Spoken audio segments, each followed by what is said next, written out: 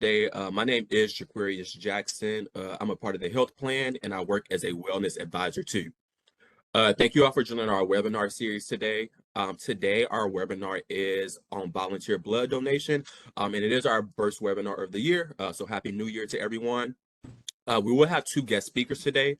I want to introduce our first guest speaker, which will lead into our next one. Our first guest speaker we have today that will be giving our presentation, we have Deborah Boyer. Hi, good morning, everyone. I am Deborah Boyer. I am the supervisor for blood donor recruitment at the Baylor Scott and White Blood Center located in Temple, Texas. And we're really thankful for the opportunity to speak with you today. And hi, I'm Kimberly Lally. I am the Director of Transfusion Medicine at Baylor Scott and White here in Temple. I am also a proud blood donor myself, so I get very excited when I get the chance to talk about all things blood. So thank you guys for being here today and for having me. Okay, so this is, as Jaquaria stated, the first webinar presentation of 2024, and it was wonderful timing because January is National Blood Donor Month. So this was a wonderful opportunity for us to reach and educate potential new blood donors about the process and the benefits of volunteer blood donation.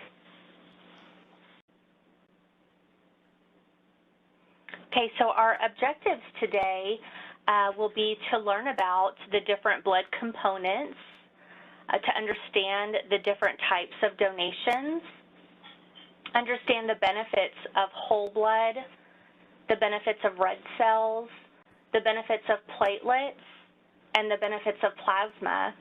And then at the end, we'll review ways to make a difference and an impact in your local community through blood donation. So by the American Red Cross's standards and just different statistics that they've pulled over the years, it's a known fact that every 2 seconds someone in the United States needs blood and or platelets. That's a really staggering statistic, and it's also a fact that supply cannot always meet the demand because only about 3% of age-eligible people donate blood each year. Blood products such as whole blood, red cells, platelets, and plasma are essential to the survival of many patients, and they cannot be artificially manufactured or created. When a patient is in need, these life-saving products can only come from one source, and that's voluntary donation by healthy human donors. Great. So again, this is Dr. Kimberly Lally, and first up, we'll learn about the different types of blood donations that exist. And in order to understand each donation type, we'll take a closer look at what exactly blood is composed of. So blood is a specialized body fluid contained within the vascular system of the body. So that's your veins and your arteries, and it makes up about 7 to 8% of your total body weight. So that means the average adult man has about 12 pints of blood in his body, and the average size woman has about 9 pints. Blood has 4 main components, as you can see here in this little schematic on the right: red blood cells, white blood cells, platelets, and plasma. So just briefly, red cells are the oxygen-carrying cell of the body. They deliver blood and oxygen and nutrients to organs and tissues throughout the body.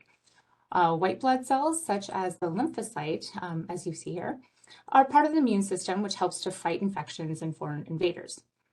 Platelets help to form blood clots and stop active bleeding, while plasma is the liquid portion of the blood. It's mostly made out of water, but also contains some vital proteins amongst other substances. And we'll get into those details of each of these components on the next slides.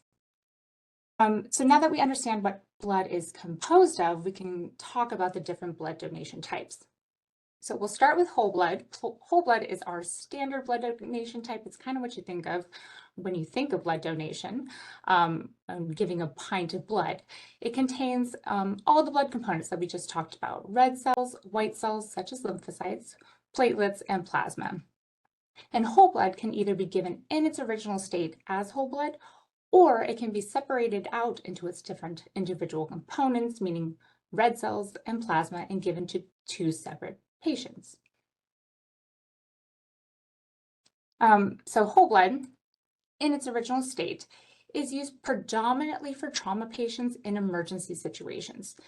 If we separate out whole blood into its individual components, again, meaning that red cell and plasma components, these components can be given to patients for a variety of reasons, whether that's from surgery to the treatment of critical illness. Appointment length is pretty quick. It's only about 30 to 45 minutes to donate, again, that pint of blood. And this appointment will yield 1 unit of whole blood, or if separated into its components, 1 unit of red cells and 1 unit of plasma. Again, that means your one donation can benefit 2 separate patients. Donation frequency for whole blood is once every 56 days, meaning you can donate once every 8 weeks, which is about the time it takes your body to make new red blood cells to replace those that you donated. The product shelf life of whole blood, meaning how long we can keep your donation on our shelf in the blood bank, is 21 days for whole blood in its original state. But I can attest, and I'm sure Deborah can too, that unit in your donation of whole blood rarely stays on our shelf for that full 21 days. I can say it's typically flying off our shelf, and we are constantly working to recruit donors to replace those units that are being used. And that's really just a testament to how busy our trauma department is here at Baylor Scott and White and Temple. If your whole blood donation is separated out into the red cell component, that component can sit on our shelf for 42 days. But similar to the whole blood donation, rarely do red cells sit for 42 days. Again, flying off our shelf, we can't keep up with the demand. Blood types. Oh, sorry, go ahead. I'm so sorry, Dr. Lowley. I just wanted to pop in and say that's a really great point. And you may notice that there are some disparities between the shelf life for these products as opposed to the frequency that donors can give. And this is one of the many reasons why it's difficult to maintain a supply that's adequate for patients. Even if someone does donate every 56 days as they're able, there is still a window where there may not be blood products quite available. Absolutely. Yeah, we have a very busy service here. We are a level 1 trauma center, and in fact, the only level 1 trauma center between Austin and Dallas. So very busy, lots of car accidents. Unfortunately, gunshot wounds do come in through our emergency department, and that blood goes pretty quick. The best suited blood types for whole blood donation is really all blood types. So there are 4 different blood types. That's Group O, Group A, Group B, and Group AB. And that's in descending order of most common as well. Of all those 4 blood groups, Group O individuals are considered the universal red cell donor because their red cells are actually compatible with all 4 blood groups. So we use Group O blood in emergency situations when a patient comes in and we do not yet know what their blood type is. It is safe to give Group O blood in those situations. And for that reason, Group O positive is the only type we keep in its original whole blood state. All other blood types are separated into their individual components and then again transfused to multiple different patients if needed. Okay, so next up, I'd like to introduce you all to the power of apheresis. So what is apheresis? Apheresis is a collection process by which whole blood is collected into an automated device that separates the blood components in real time and allows the donor to donate only what is needed, in this case red cells, while returning the rest of the components back to the donor.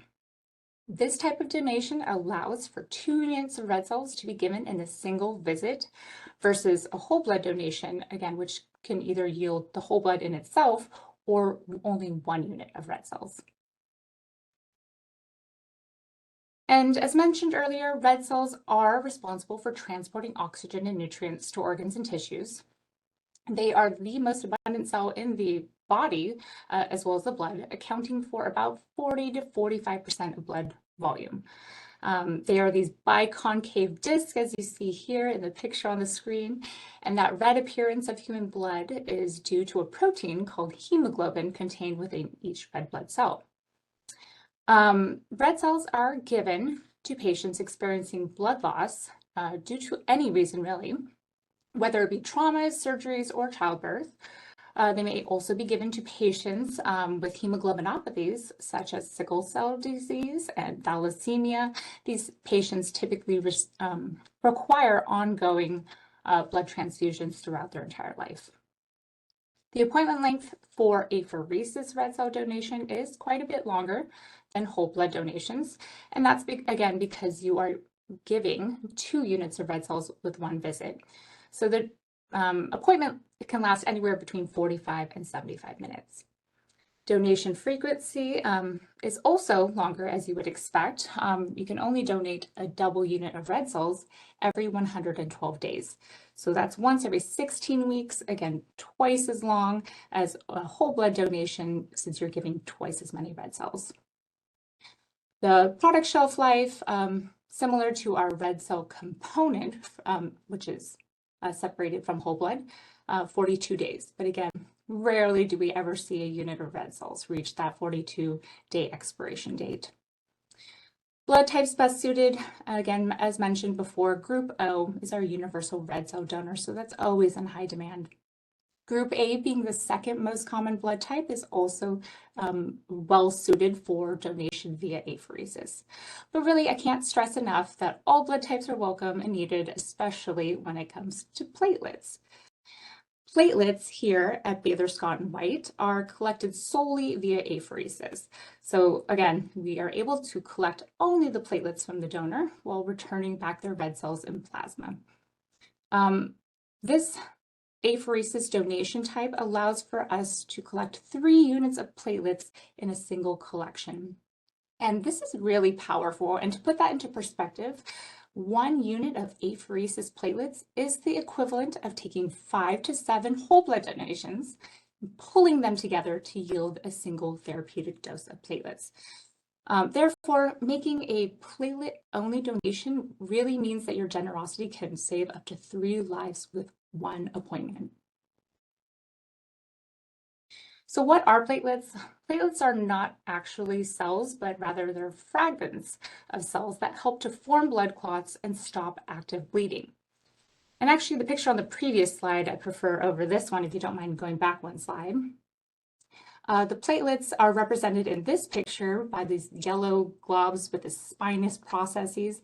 These are actually activated platelets that have gone to the site of injury and started laying down the framework of a blood clot, which is depicted by the long fibrin strands that you see here in trapping and capturing all the red cells to stop the bleed.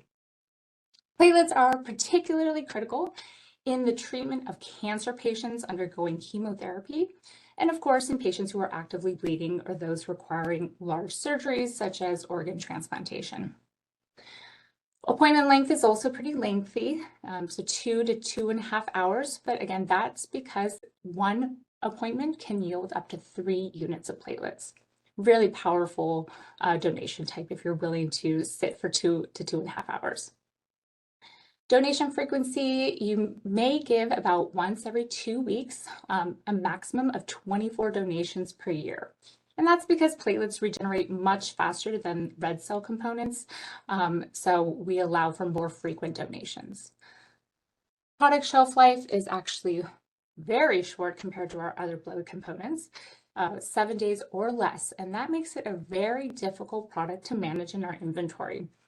We really have to balance between having too much product and too little and not available for patients who really need it. So we really just need a constant and steady stream of platelet donors to maintain a constant supply for patients who truly need platelet transfusions. And blood types best suited are all blood types. Again, we are always in need of platelets. It's a constant need for donors, and we eagerly accept any blood type.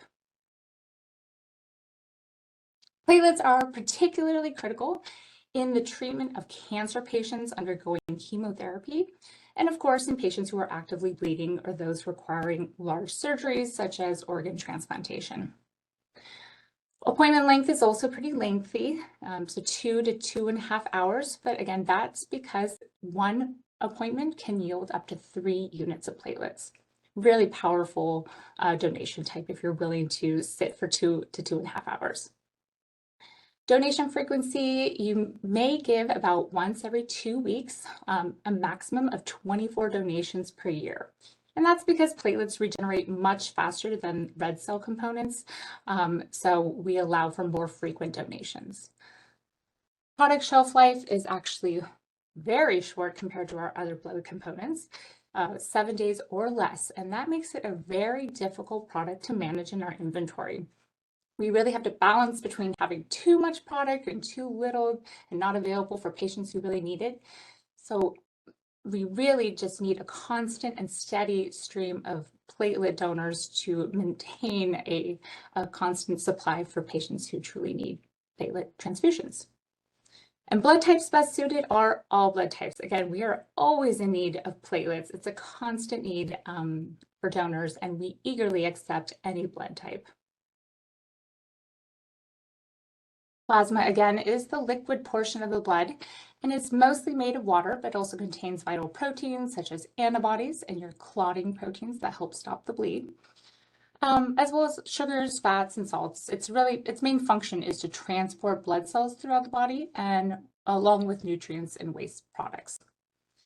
Group AB is the most rare blood type. So again, the most common is group O, then A, then B, and then AB is the least common blood type.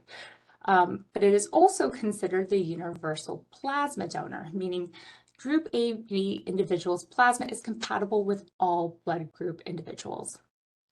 For this reason, this plasma is in high demand at all times, but is also unfortunately short in supply. So we reserve most of our group AB plasma for our smallest patients. That's going to be our newborns, for example, in the neonatal intensive care unit. For adults, studies have shown it's safe to give group A plasma in initial emergency situations if we don't know a patient's blood type. So group A and group AB plasma can be used in those trauma situations or in patients requiring massive amounts of transfusions.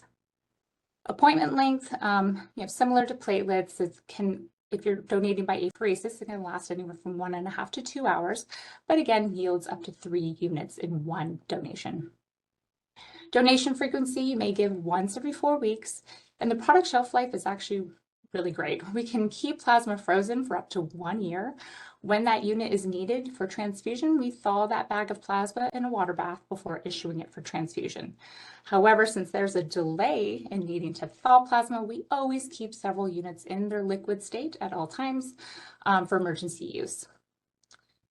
Blood types best suited, again, group AB is kind of that liquid gold, rare blood type, but universally compatible with all blood groups. Group A individuals are also well suited for a plasma donation by apheresis, since again, we oftentimes use that interchangeably for adult emergency patients. Thank you, Dr. Lally.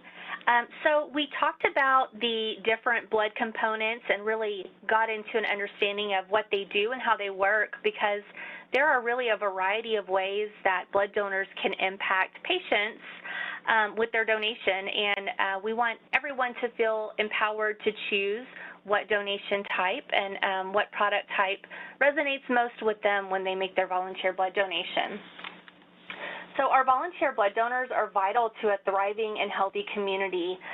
Keeping a stable and sufficient blood supply is really a critical piece to being prepared for emergent situations.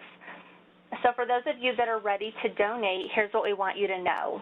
If every person who qualified to donate blood gave blood just twice a year, the U.S. would not experience blood shortages. Blood donors do help people get better. And I know that many of you may have seen recently in the news, the American Red Cross, who we work closely with, has again let the communities know throughout our country that we are experiencing blood shortages currently. So this is a really good thing to keep in mind. All right, so here are the steps to becoming a volunteer blood donor. The first step would be to find a blood donation site that is convenient to you. Baylor Scott & White, as you know, spans across a good portion of our wonderful state of Texas, so we have a couple of opportunities here. In the Central Texas area, the Baylor Scott and White Blood Center, located in Temple, is available with our fixed site location and mobile drives, and information can be found by going to bswblood.com. In North Texas, we work with the American Red Cross, who also has fixed site locations and mobile blood drives, and the information for those can be found by visiting redcrossblood.org. Step one, once you've found your donation site, would be to prepare for your donation. A good way to prepare is to eat healthy meals containing iron-rich foods and hydrate with water in the days before your donation. You'll also need to make sure that you have a photo ID and prepare a list of any medications and details with dates and locations for any travel that you've recently had outside of the United States. On the day of your donation, you will register as a blood donor, and based on your blood type, if it's known, the collection center will suggest what types of donations, such as whole blood or apheresis, platelets, plasma, or double red cells, would have the greatest impact on patients at that time. And then you can choose which type works best for you and your schedule. You'll complete a brief registration process then where your identity is verified, and that's the first important step in ensuring a safe blood supply. Once you're registered, then you'll complete your donor screening. This portion takes about 10 to 15 minutes of the process, and during this time, trained technicians will perform a mini physical, and you will complete a donor screening questionnaire. It's important to note that the FDA and other agencies regulate the donor screening process to ensure the safest blood products are available for our patients in need and to ensure a safe experience for the donor as well. You'll want to use this time to ask any questions you may have about the blood donation process.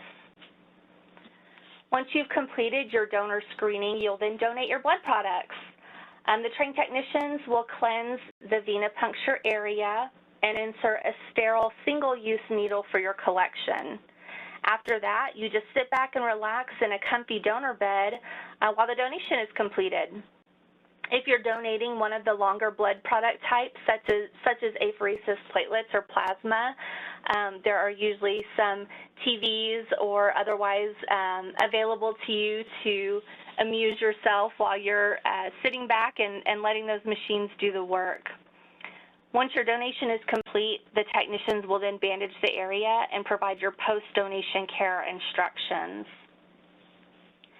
After you leave your donor bed, you'll enjoy your donor refreshments, which for many are the best part of the process. There are beverages and snacks available to replace the fluids that you've just donated and your salts and sugars to ensure that you're feeling well after you leave. We always want to make sure that you allow about 5 to 10 minutes for those snacks and fluids and relaxation, just to make sure that you're feeling well before you leave the donor center. And of course, take that time to remember that your donation will absolutely make a difference in someone's life. After your donation, you can unlock the benefits of what you've just done. You can consider blood donation as an oil change for your body. If you eat well and hydrate well before and after your donation, you should really feel great afterwards. Your body will create fresh new blood cells to replace those that you donated. And you can also consider getting involved with your local donation site. It's a really fun way to interact with your community and other volunteers. And if you donate often, you'll really get to know the technicians at your preferred site, and they'll get to know you also. When you're ready, you can schedule and prepare for your next donation, so sort of rinse and repeat. Scheduling your future donations makes it easier to stay consistent. Let the donation site do the work of reminding you when your next appointment is. You'll also want to focus on continuing to eat those healthful, iron-rich foods and keeping yourself hydrated. Healthy donors have happier veins, and it makes the process just so much more enjoyable for everyone involved. And lastly, we want to remind you to empower others to give. Encourage your friends and family to donate blood. Share your experience with them. It truly is the blood that's already on the shelf during times of need that saves lives. And the idea of being a volunteer blood donor doesn't really occur to many people until someone they care about, or possibly themselves, is in need of blood. Kathy Calvin is a philanthropist who served as president and CEO of the United Nations Foundation. And she said that giving is not just about making a donation, it is about making a difference. And that's really so true. It resonates deeply with me. All right, everyone on the call. So we'll segue a little bit here into some commonly asked questions, and then Deborah and Dr. Lally will kind of serve as our kind of panelists here. Either one kind of want to answer. I do have a question. So kind of just jumping around a little bit here. During that registration process, what things will they ask for when we first go there? Yeah, I'll take this one, Jaquarius. So you'll be asked to bring a photo ID along with proof of age if you're 18 or younger. And demographics such as your unique identifier, which would be driver's license number or a passport number, social security number, something that is used to create your blood donation record and ensure that it is specific to you. They'll need a mailing address, phone number, and/or email address for notification purposes of any post-donation testing.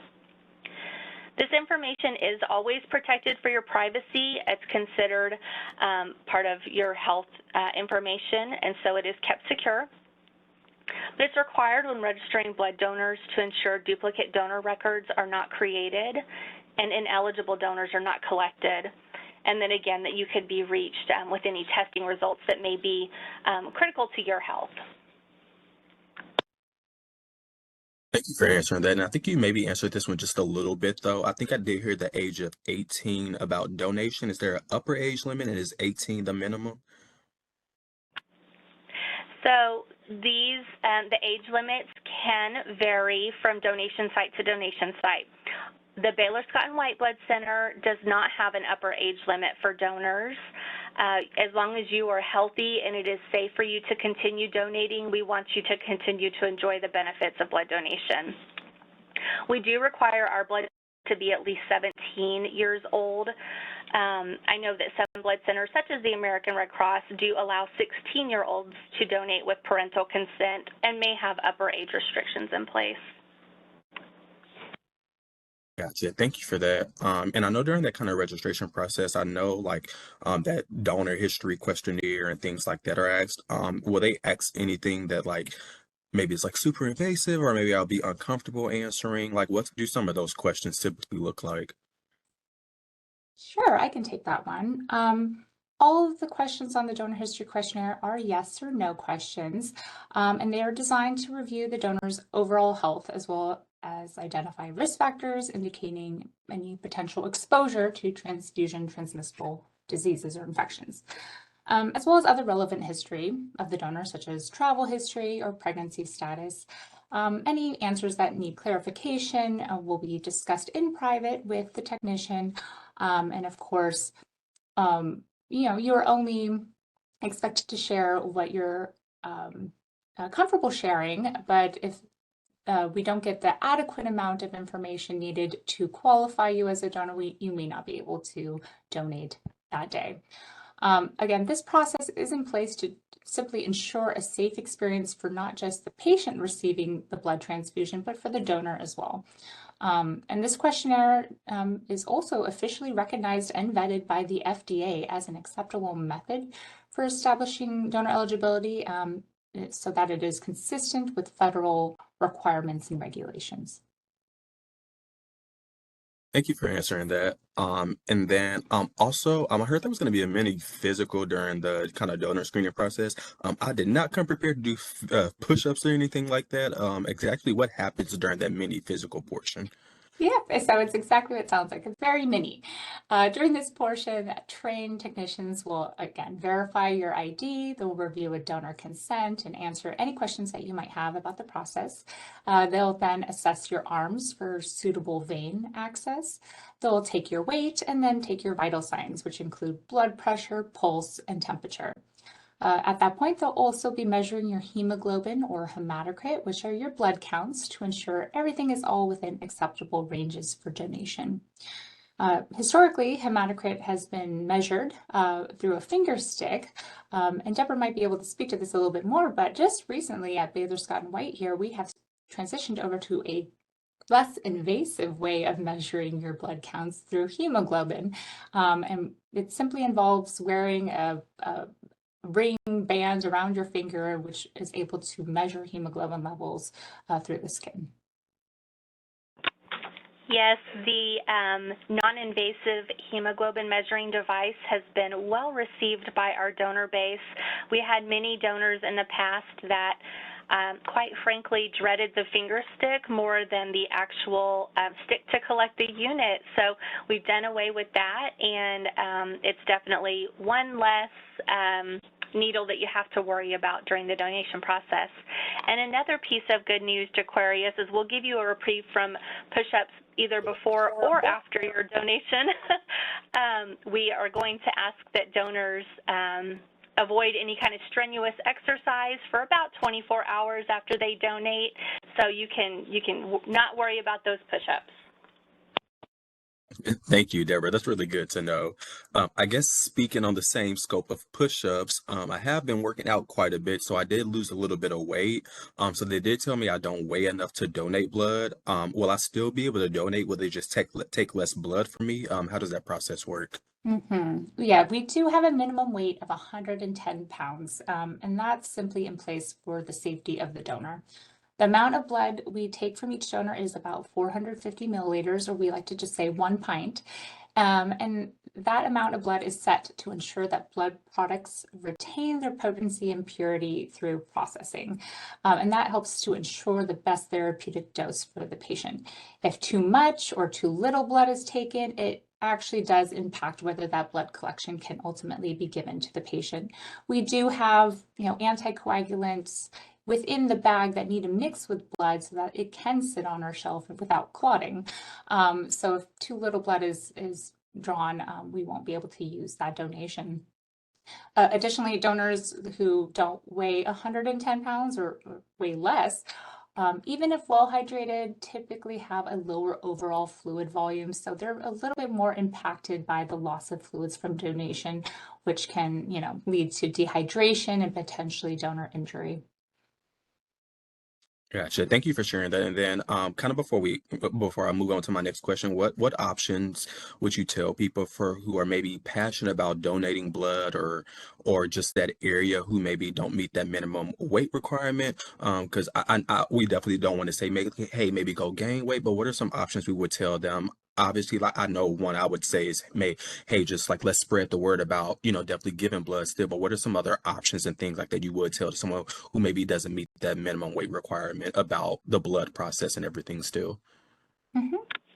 Yeah, Well, go ahead. Oh, I'm sorry, Dr. Lally. Yeah, go ahead. I happen to be one of those people who is really passionate about volunteer blood donation but is unable to give for my own health reasons.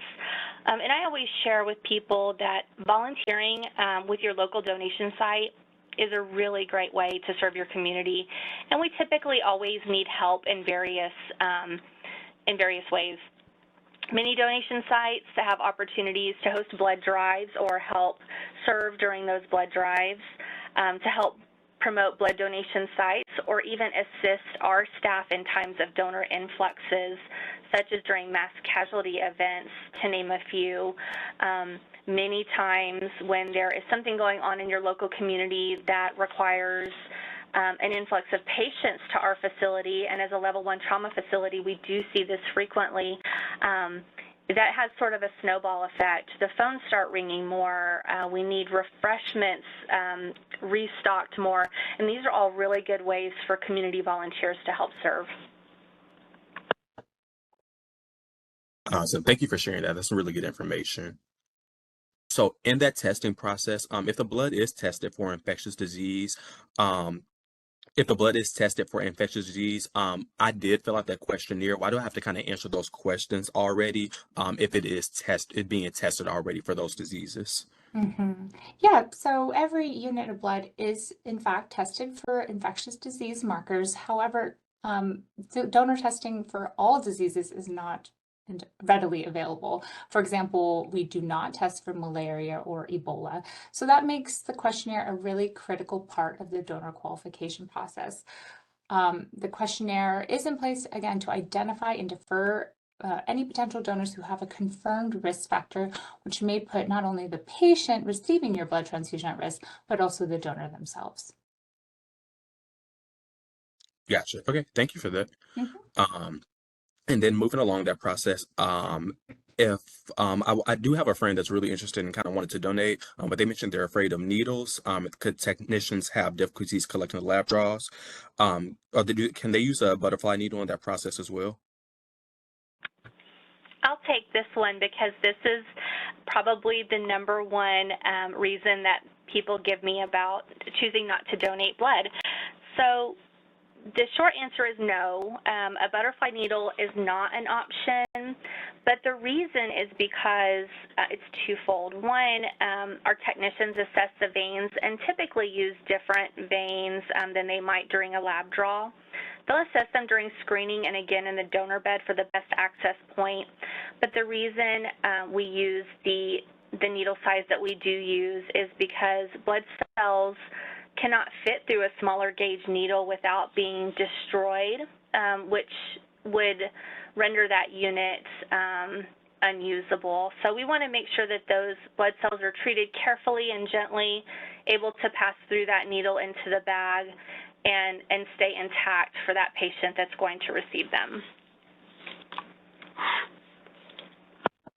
Gotcha. Thank you for that. And then kind of another one here, a little bit changing scopes a little bit. I do have a few different, I do have a little bit of a medical history. So I am on some different medications. I take a certain medication or have certain medications, but my doctor does say I can donate. Will I still be able to? Is that kind of assessed in that medical history form as well? Yeah, exactly. There's actually a lot of medications and medical conditions that are not a cause for donor deferral or disqualification. So again, that donor history questionnaire and the educational materials you're provided at the beginning of your appointment are designed to help the screening technician identify those risk factors that might cause harm to you as the donor or again to the patient who may be receiving your blood. So Okay. ultimately, yeah, the technician and the medical staff at the donor site will be able to determine your suitability based on established guidelines. And again, it may not be safe for you to donate if you're on certain medications. We do pull out your blood, and if some of that medication is in your blood, it may leave you a little bit underdosed. So just important for us to take a look at everything that you have going on, and it can be a discussion between you and your technician. Gotcha. Understandable. And then last one, I think this was my biggest question. I do enjoy kind of that blood donation process, but everyone likes a little bit of money here and there, especially around that holiday season. I did hear that you can give money to get paid money for giving plasma. I know kind of in that presentation earlier you did kind of explain the difference there again. Do you mind kind of going over that again? And then also, why don't I get paid for blood donations as well? Sure, yeah. So historically, there has been concern that when offered a payment incentive, donors are less likely to be truthful in reporting their risk factors on their questionnaire, unfortunately. So that ends up putting the safety of blood supply at risk. And in fact, in years past, scientific studies have showed that there were higher rates of positive infectious disease testing in paid donors. So that's why we prefer to move away from that. I will say the FDA does still allow payments to blood donors, but those products must be labeled as coming from a paid donor as opposed to a volunteer donor. Historically, though, most hospitals in the US do favor and request blood products from unpaid donors, and that's what we currently do at Baylor Scott and White as well. We currently do not pay our donors. Kind of leads to the next slide. Where I can discuss in a little bit more detail for anyone who may have heard about these paid plasma donation centers. These centers pay their, I like to say quote unquote donors because they are sourced plasma. they collect plasma that will go on for further manufacture into plasma derivatives, which are usually used by drug manufacturing companies to create different medications such as IVIG, albumin, even RhoGAM that's given to pregnant women. These source plasma centers are commercial centers, and they collect thousands and thousands of units of plasma, which is then shipped to a manufacturing location and pooled all together, processed and kind of manipulated and fractionated into their plasma derivatives before being sold off to drug manufacturing companies. So these companies make a profit and they're making a medication, therefore they do pass on some of that I guess, payment to their quote unquote donors. And I say quote unquote donors because oftentimes the donors are more like employees. They have to fill out W-2 forms and W-4 forms. So that is why they pay their donors, because it really is a pharmaceutical product. Again, on the other hand, donated plasma, which is what we use solely here at Baylor Scott and White, and we are in no way affiliated or involved with Source Plasma. All of our plasma here comes from unpaid volunteer donors. We do not manipulate our products. We simply add anticoagulants so it doesn't clot on our shelf. We may, separate out the red cells from the plasma, but that's about it. It's really not otherwise altered from its original state. It's quickly available for transfusion, even in its whole blood state as well, simply for therapeutic effect. So overall, both products are important to patient care, of course, but they are very different products with very different therapeutic applications. And it's really up to the individual donors to decide what their motivation is for becoming a donor. Thank you so much for that, Deborah and Dr. Lally. Mhm. All right, so I will kind of transition here, everyone. That actually leads us to our last slide. It looks like for our questions. So that was a lot of information. So I'll leave it kind of open here to everyone that is left in our chat down there for our attendees. So does anyone on the call have any questions? Something did pop up in the chat, and I just want to read it to make sure everyone did see it. So it looks like we did have a question come up from Lawrence. It says, do all blood donations go to actual patients, or are they used for other means like research? Dr. Lally said, all blood donations at Baylor Scott and White are used solely for patient transfusion only. And then there's a follow-up that blood type is tested in the lab after your donation. That may be for something else, but I'll go ahead and read it here. But you will be notified of your blood type by mail in the days following the donation once we've confirmed your blood type. So that is one question we have in the chat. And then I see another question down here from Patty. I'm not sure what blood type I am. Can the technicians there tell me that while I am there? Oh, sorry, that was my response was, once the blood is donated, it is tested in the lab after the donation, so you will be notified by mail in the days following. Okay, gotcha. Mhm. Okay, gotcha. And Deborah, please correct me if I'm wrong about the timeline. No, that's correct. And I will tag on to that by saying if you do not know your blood type at your first donation, that is okay. As Dr. Lally stated, we may have a certain need for certain products more on any given day, but there's never a day where we don't need every blood product. So if you are unaware of your blood type on your first donation, it will be suggested that you give the standard whole blood donation, and then your blood will be typed, and from there we can provide you some information as to different donation types you might consider in the future to have an even greater impact. And then I kind of wanted to just expand a little bit more on that question about blood donations being used for patients or research. Again, just emphasizing that here at Baylor Scott and White, all our blood donations go to our patients. Some source plasma donations, so if you were to go to a source plasma center where they pay their donors, those products, again, are kind of sold off to manufacturing companies, drug companies, potentially research companies. So just being kind of transparent about exactly what is done with your blood. Here through hospital-based donor centers, we do not use blood donations for research.